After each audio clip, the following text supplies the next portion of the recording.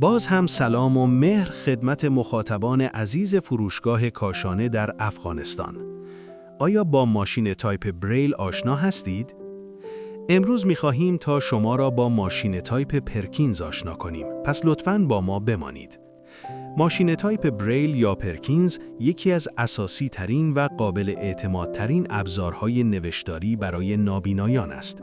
این دستگاه با استفاده از 6 کلید اصلی و 1 کلید فاصله، حروف بریل را به صورت نقاط برجسته روی کاغذ مخصوص ثبت می کند و امکان نوشتن مستقل را فراهم می سازد.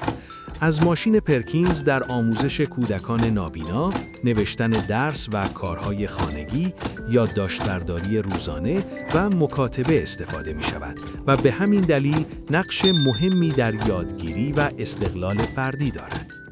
ماشین‌های پرکینز در 2 نوع دستی یا مکانیکی و برقی یا دیجیتالی تولید می‌شوند. مدل‌های دستی به دلیل سادگی، دوام بالا و عدم نیاز به برق بسیار رایجند و مدل‌های برقی با سرعت و راحتی بیشتر در مراکز آموزشی کاربرد دارند.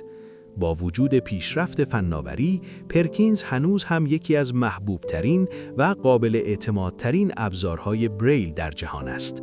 کاشانه، آغاز فردایی روشن برای نابینایان. ما را در صفحات فیسبوک، اینستاگرام، واتساپ، تلگرام و یوتیوب دنبال کنید.